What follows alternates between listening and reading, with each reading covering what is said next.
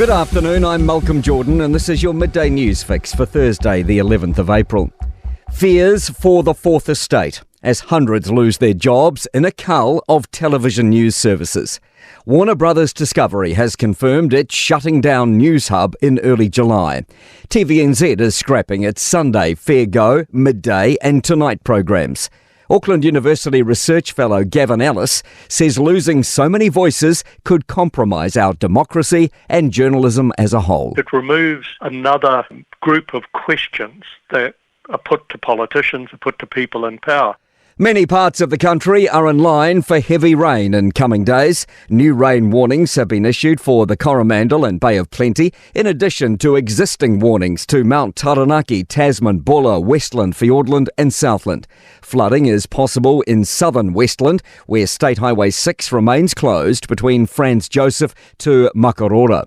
West Coast Emergency Management Group Controller Te Aroha Cook says it's tracking similar to events in January, but lasting longer. The area's been basically inundated with water flow for the past 3 days.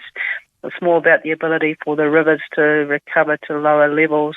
Questions over what the next census could look like after Stats NZ revealed increasing costs and lower public buy-in to the survey. The agency is already gearing up for the 2028 census and is hinting it may look different to traditional practice. Statistics Minister Andrew Bailey says new methods are being considered. The more likely way we're going to go down is looking at surveying specific targeted groups rather than just sort of general surveys, which people have reluctance to fill out now. So there's other ways of doing it. The Finance Minister says her tax cut policy will be fiscally neutral, but the government will still be taking on more debt come budget day. Nicola Willis fronted up to the Finance and Expenditure Select Committee this morning and promised she will not be borrowing to fund tax cuts.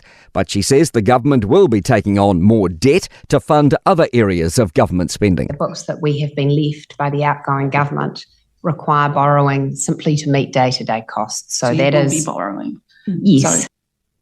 Joe Biden says Israel's Benjamin Netanyahu is making a mistake with his operation in Gaza. While Israel has pulled the bulk of its forces from Gaza, Netanyahu says a date has been set for invading Rafah, where many displaced Gazan refugees have gone to for aid.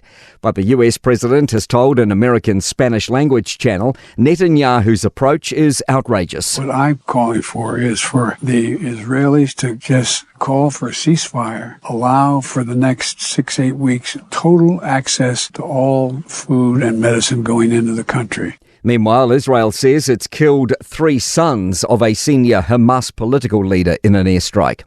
To sport, Hazel Hourhand has broken her New Zealand record and gone under the Paris Olympics qualification mark in the 100 metres butterfly.